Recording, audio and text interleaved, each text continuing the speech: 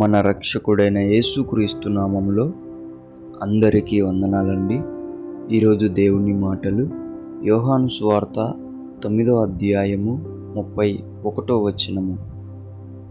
దేవుడు పాపుల మనవి ఆలకింపడని ఎరుగుదుము. ఎవడైనను దేవభక్తుడై ఉండి ఆయన చిత్తము చొప్పున జరిగించిన ఎడల ఆయన వాని మనవి ఆలకించును.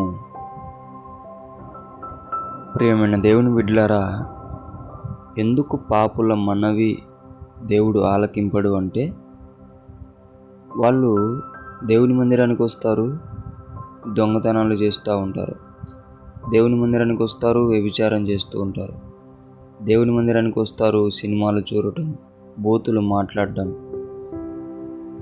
వాని ఇష్టానుసారంగా వాళ్ళు బ్రతుకుతూ ఉంటారు. కానీ దేవుని దగ్గరికి వస్తూ ఉంటారు.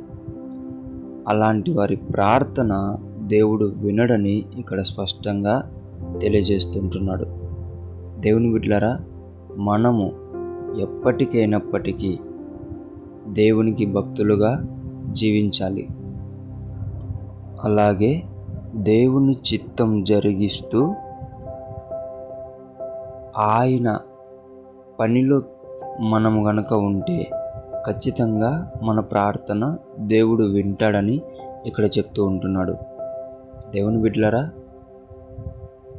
మన ప్రార్థన దేవుడు వినే విధముగా ఉన్నామా, లేదంటే మన ప్రార్థనను త్రోసివేసే విధముగా మనం ఉంటున్నామా ఒకసారి ఆలోచన చేసుకొని, దేవుడు ఖచ్చితంగా మన ప్రార్థన వినాలి అంటే ఇప్పుడే పశ్చాత్తాపపడి పాపాన్ని విడిచిపెట్టి దేవునికి భక్తునిగా చిత్తమును జరిగించే విధంగా నువ్వు తయారవుతే దేవుని ప్రార్థన వింటాడు.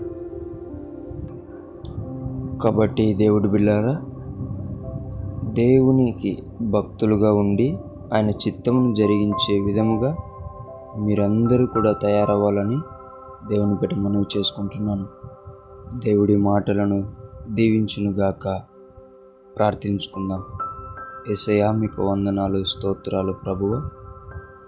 మేము పాపులుగా జీవిస్తూ ప్రార్థనకు జవాబులు రాకోకుండా ఉండే విధముగా కాకుండా నీ భక్తులుగా ఉండి నీ చిత్తాన్ని జరిగిస్తూ మా ప్రార్థనలన్నిటికీ జవాబులు తెచ్చుకునే విధముగా మమ్మల్ని తయారు చేయమని యేసు నామములో ప్రార్థిస్తున్నాం తండ్రి.